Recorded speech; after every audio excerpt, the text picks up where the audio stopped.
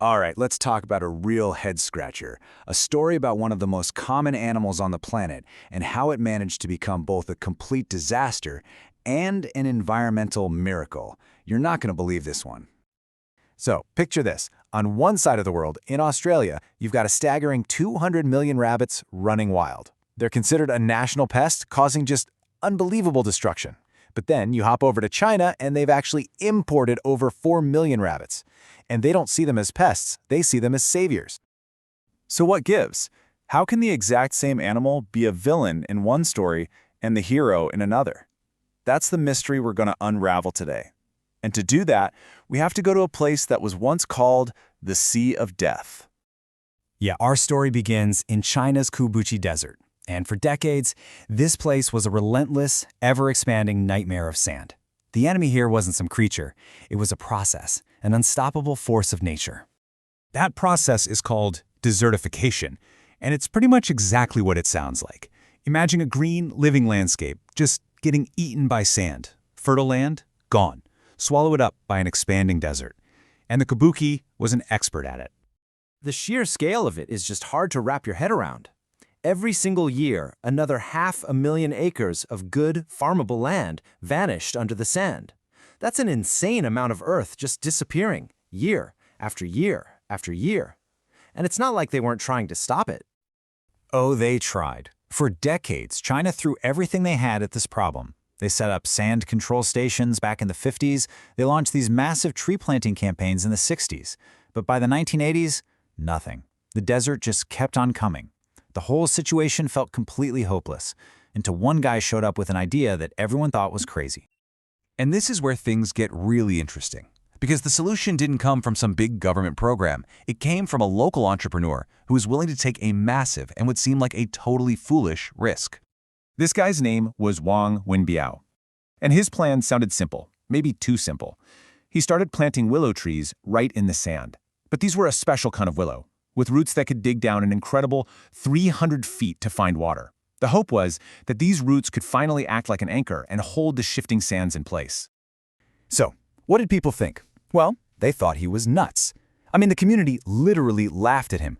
Decades of huge organized efforts had failed. What was one guy planting trees possibly going to do? But then, after a few years, something incredible started to happen. It was actually working. The trees were surviving. But just as this glimmer of hope appeared, bam! A huge new problem came up that threatened to kill the whole project. See, for the trees to be valuable, their new shoots had to be pruned so the main trunk would grow thick. But trying to do that by hand across a massive desert, it wasn't just hard, it was financially impossible. The entire dream was about to fall apart.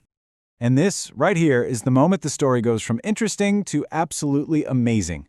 The solution wasn't a new machine or more money or a bigger crew. It was something nobody saw coming. The answer was a rabbit, a specific breed called the Rex rabbit, famous for its super soft fur. Now, I know what you're thinking. A rabbit? In a desert they're trying to turn green? But this animal had a very particular and very surprising set of skills. This is where the genius of the plan really shines. The rabbits were a 4-in-1 solution. First off, they loved to eat the new willow shoots, which meant they were a free 24/7 pruning service. Second, their waste acted as a fantastic natural fertilizer for the sand. Third, they spread grass seeds they couldn't digest, basically planting new ground cover for free. And finally, their valuable fur created a brand new source of income for the local community. It was a perfect system. So you see what happened here? This wasn't just about saving the environment anymore. It became this powerful, self-fueling cycle where the ecology and the economy were working together, each one making the other stronger. I mean, just look at this. It's the perfect win-win. On the environmental side, the desert was actually shrinking. The soil was getting better, and new habitats were popping up. And on the economic side, you've got raw materials for industry, free fertilizer, a new fur trade, and thousands of jobs for local people. It's a loop that just keeps giving. So did all this work? Oh yeah, it worked. Over 30 years, this project reclaimed 6,250 square kilometers of desert. Let that number sink in for a second. That is a full 1/3 of the entire Kubuchi Desert, the Sea of Death, turned green. It's just mind-blowing. And the effect on people's lives was just as incredible. This was a place people used to flee from just to survive. Now, the average farmer's income shot up to almost $10,000 a year. This didn't just stop a desert, it rebuilt a community. But hold on, because the story has one more wild twist. As the project got bigger, they added something else, a gigantic solar farm. So big, in fact, that if you look at it from space, the panels form a picture of a galloping horse. But this isn't just some cool art project that makes electricity. Nope, this solar farm is woven into the very same system. The panels create shade, which keeps moisture in the ground and lets grass grow underneath. And guess who takes care of the grass? That's right, our heroes, the Rex rabbits. They eat the grass, fertilize the soil, and at the same time, the panels themselves act like a giant wall, cutting the desert wind speed in half. It is literally a power plant that is helping to terraform the planet. So, this all brings us right back to where we started, that big question. How can one animal be a plague in one place and a savior in another? Well, now we know the answer. The difference boils down to one simple word: control.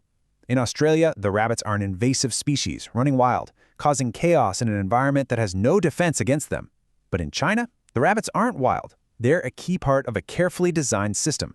They have a specific job to do. In fact, they have 4 of them. They're not a pest, they're an employee. And you know, this is way bigger than just one story about China.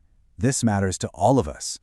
Almost half the land on Earth is desert, and huge parts of our planet are in a constant battle with desertification.